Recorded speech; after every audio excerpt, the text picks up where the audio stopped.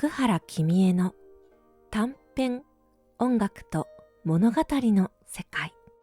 羽田の穴守稲荷の狐の神様今の旅物語シリーズ。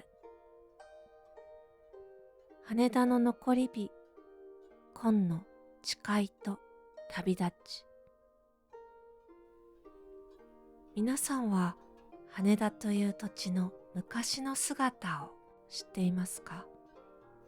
今は世界へとつながる空の玄関口。巨大な鉄の鳥たちが休む場所。けれど、そのコンクリートの下にはかつて多くの人々が行き交い、街が栄え、キラキラしたもう一つの羽田が眠っているのです。これはその土地の記憶を一身に背負った一柱の小さき神様の始まりと決意の物語。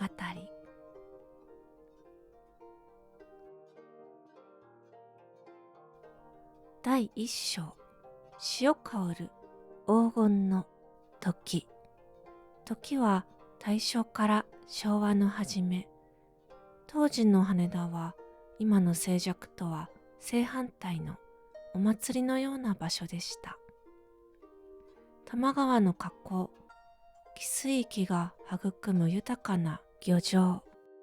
夜明け前、漁師たちの威勢のいい掛け声が響き、朝日に輝くアサリやぬらりと光るうなぎが水揚げされる。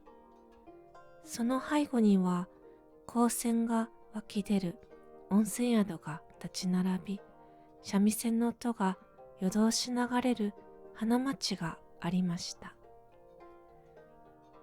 芸者衆の艶やかな着物が石畳を彩り、湯気とともに人々の笑い声が宙に舞う。まさに夢のような黄金の時でした。そのにぎわいの中心に穴守稲荷神社は鎮座していました。海からの浸水を防ぎ、火事を防ぎ、人々の暮らしを守る神様。漁師は豊漁を、商人は商売繁盛を、誰もが赤い鳥居をくぐり、熱心に手を合わせました。その神社の奥深く、無数に並んだ赤い鳥居の陰に、一柱の小さな狐の神様がいました。名前はまだありません。人々からは親しみを込めてお稲荷さんと呼ばれていました。彼はこの土地の活気が大好きでした。アサリを蒸す湯気の匂い、三味線の音色、そして人々の明日を信じる力強いエネルギー。彼はまだ小さなけれど燃えるような残り火のような神様でした。彼の頭や尻尾の先には本物の火ではない暖かい朱色の残り火のような光がいつもゆらゆらと揺れていました。今日もみんな笑ってる。よかった、よかった。彼は赤い鳥居の上で尻尾を揺らしながら満足げにそうつぶやくのが日課でした。彼は人々の幸せこそが自分の存在理由だと信じて疑いませんでした。第2章、引き裂かれた日々。けれど、夢の時間はずっとは続きません。昭和20年、戦争が終わり、羽田にも静寂が戻ると思われたのもつかの間。羽田飛行場を拡張する。占領軍の施設を作るため、この土地のすべての住民は48時間以内に立ち退かなければならない。先祖代々この土地で暮らし、漁をし、温泉を守り、神社を敬ってきた人々にとって、それは残酷な宣告でした。人々はわずかな家財道具をリヤカーに積み、長年住み慣れた家を後にしました。そして穴守稲荷神社もまたその対象でした。神社の社殿を、そして人々が何世代にもわたって守ってきた神域を巨大なブルドーザーで押しつぶしていきました。数千、数万もの赤い鳥居が音を立てて砕かれ、瓦礫の山へと変わっていく。小さき狐の神様はその光景をただ見つめるしかありませんでした。社殿が、鳥居が壊されていく姿、彼の残り火はかつてないほど激しく、怒りと悲しみに燃え上がりました。人々の願いの光は悲しみの闇に消えかけたのです。第3章、残り火の祈り、しめ縄と鈴の誓い。どれくらいの時間が過ぎたでしょう。小さき神様は深い深い瓦礫の下で目を覚ましました。周りは真っ暗。彼の頭や尻尾にはまだチリチリと小さな暖かい朱色の残り火が灯っていました。それは人々の明日を信じるという最も強い願いの光でした。その強さが彼の光を守っていたのです。彼は瓦礫の中から這い出しました。目の前に広がるのは、かつてのにぎわいは影も形もない巨大なコンクリートのアスファルト。鉄の鳥たちが爆音を立てて空へ飛び立っていく。それは羽田の新しい姿でした。彼は砕かれた赤い鳥居の破片を一つ拾い上げました。それを自分の残り火で温め、朱色の光を灯しました。そしてその光を抱えたまま、人々の思い出が詰まった稲穂の繊維を使い、自分で首にしめ縄を編みました。それは砕かれた赤い鳥居の破片を首に飾り、その土地の記憶を忘れないための儀式でした。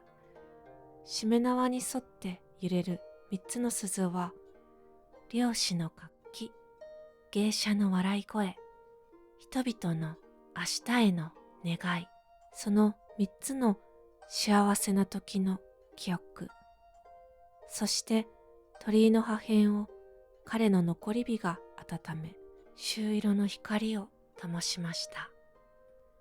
それは新しい希望を灯す前向きな炎でした。僕はこの残り火を消さない。たとえ形は変わっても、僕はここ羽田でみんなを見守り続ける。彼は自分に名前をつけました。コン。狐の鳴き声であり、土地の記憶が今もここコンにあることを忘れないための名前。そして頭や尻尾の炎をもっと激しく、もっと暖かく燃え上がらせました。首元のしめ縄とチリンチリンとなる三つの鈴は、紺の誓いの証となったのです。第4章、紺の決意。日本全国への旅立ち。時は流れ、羽田の街は驚くほどの変貌を遂げました。世界中から人々が集まるピカピカに輝く空の玄関口が完成したのです。色とりどりの荷物を持った人々が行き交い、空を見上げれば巨大な鉄の鳥たちがひっきりなしに世界へと羽ばたいていきます。コンは新しく建て直された穴守稲荷神社の境内でその様子をずっと見守っていました。もう大丈夫だね。今はみんな旅への期待でキラキラしてる。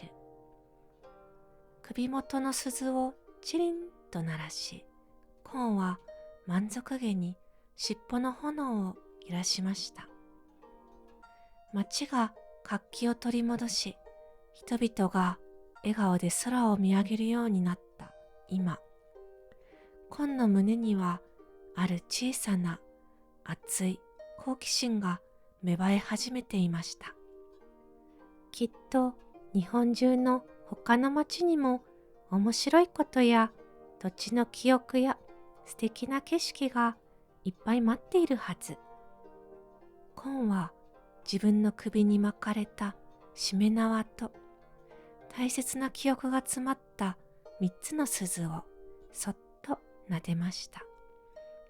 各地にいる仲間たちに会っていろんなお話をしてみたい。よし、決めた。僕も旅に出よう。コンは滑走路へと続くフェンスを軽やかに飛び越えました。ちょうど1羽の大きな鉄の鳥がエンジン音を響かせて飛び立とうとしています。コンはその翼にひらりと飛び乗り、真っ青な空を見上げました。新しい世界を見てくるよ。首元の鈴がかつてないほど高く軽やかに鳴り響きました。それは新しい一歩を踏み出すコンの出発の合図でした。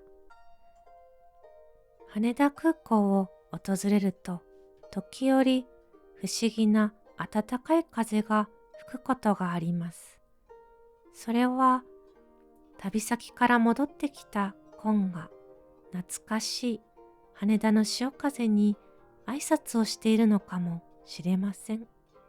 もしあなたが旅の途中で朱色の残り火のような光を見かけたら、あるいはどこからかチリンと優しい鈴の音が聞こえてきたら、それはコンとその仲間たちがあなたを守ってくれている印なのです。